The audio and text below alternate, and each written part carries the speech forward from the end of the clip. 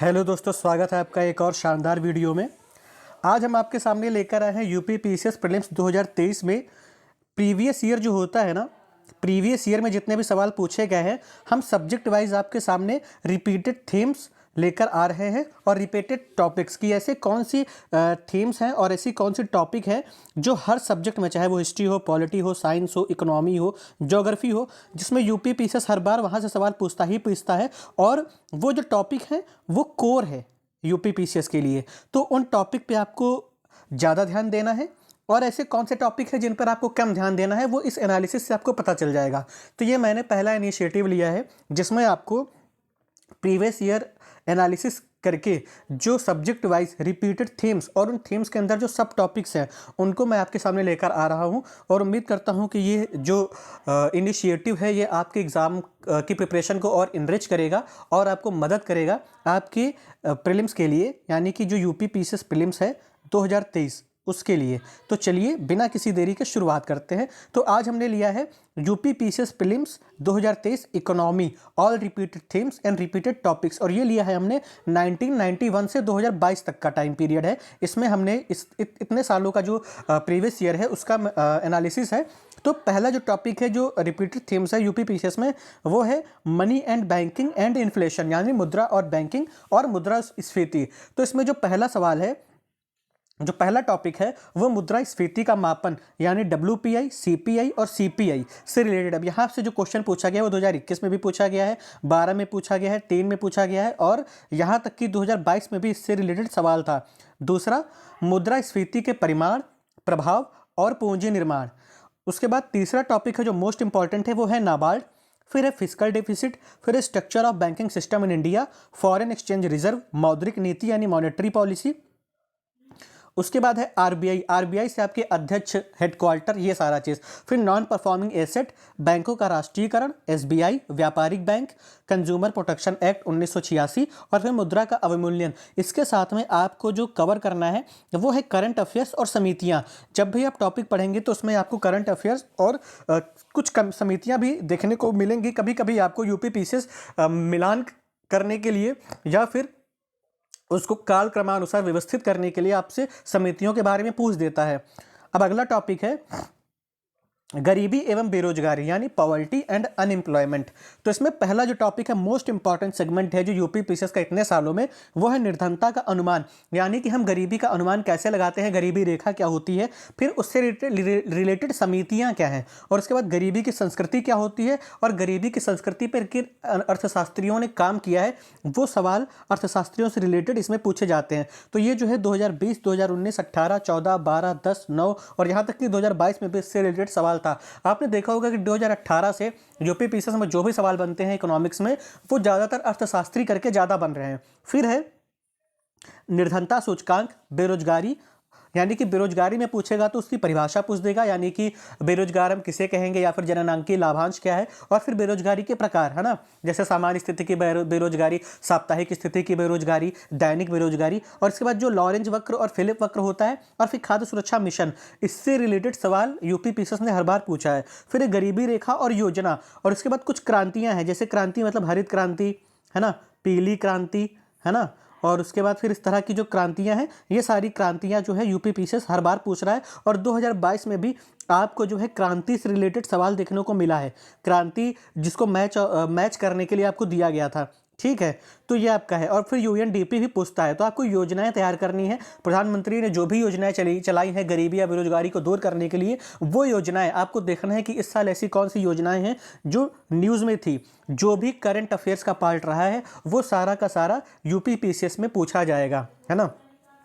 फिर है कर संरचना एवं लोकवित्त, यानी टैक्सेशन सिस्टम इन इंडिया।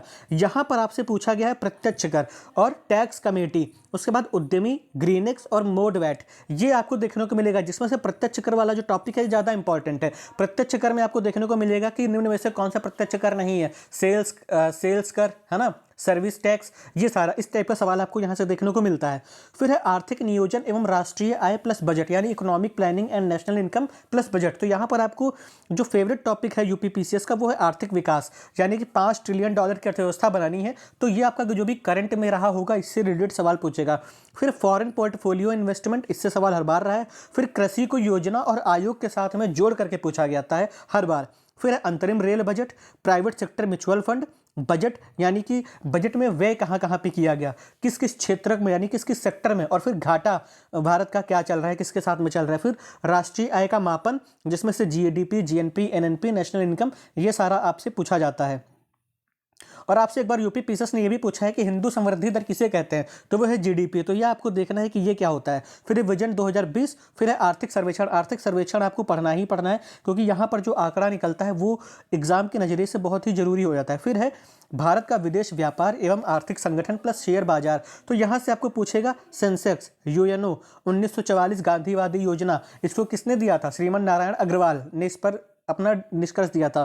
फिर आयात निर्यात और फेमा, फिर सेज, फिर है WTO, G8, पूंजी बाजार, व्यापार साझेदार प्लस अवमूल्यन। तो अवमूल्यन से इस बार आपको ये सवाल देखने को मिलेगा। क्यों? क्योंकि इस बार जो रुपया है वो डॉलर के मुकाबले काफ़ी कमज़ोर रहा है। तो इस बार ये मेंस का भी टॉपिक बनेगा और ये प्री का भी टॉपिक मिलेगा। और प्री के टॉपिक में कैसे बनेगा, तो यहाँ पर सवाल बनेगा अवमूल्यन का अर्थ है, अवमूल्यन का अर्थ है, इस टाइप का टॉपिक आपको देखने को मिलेगा। इस तरह का सवाल आपको देखने को मिलेगा।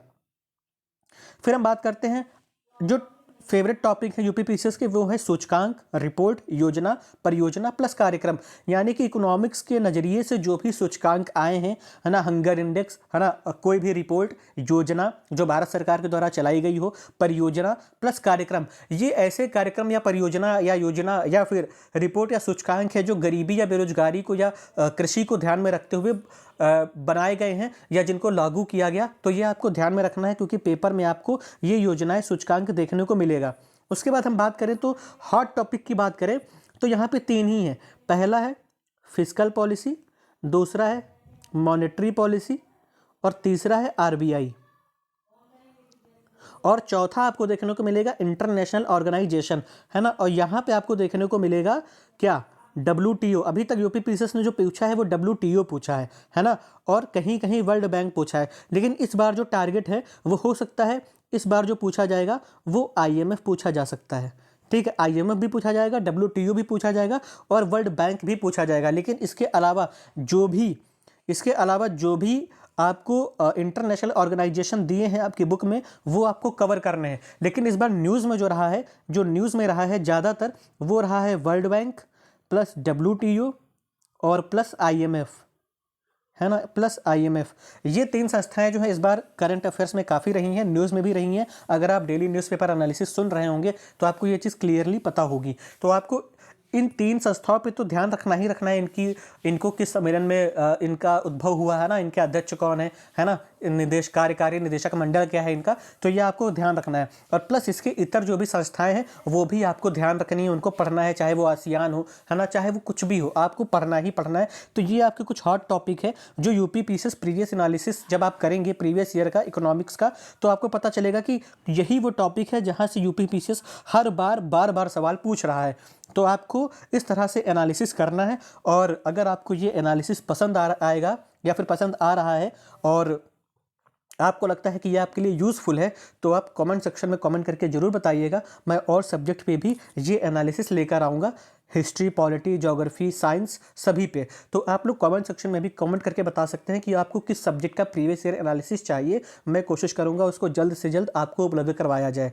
तो अगर आपने इस चैनल को सब्सक्राइब नहीं किया है तो please like, subscribe and share this channel. और आपको ये इनिशिएटिव अच्छा लगा है तो आप कमेंट सेक्शन में ज़रूर बताएं। और thank you for watching this video. मिलते हैं नेक्स्ट वीडियो में। अगला वीडियो आएगा न्यूज़पेपर एनालिसिस का, आज की तारीख का। तो मिलते हैं उस वीडियो में, तब तक के लिए अपना ख्याल रखिए। धन्यवाद।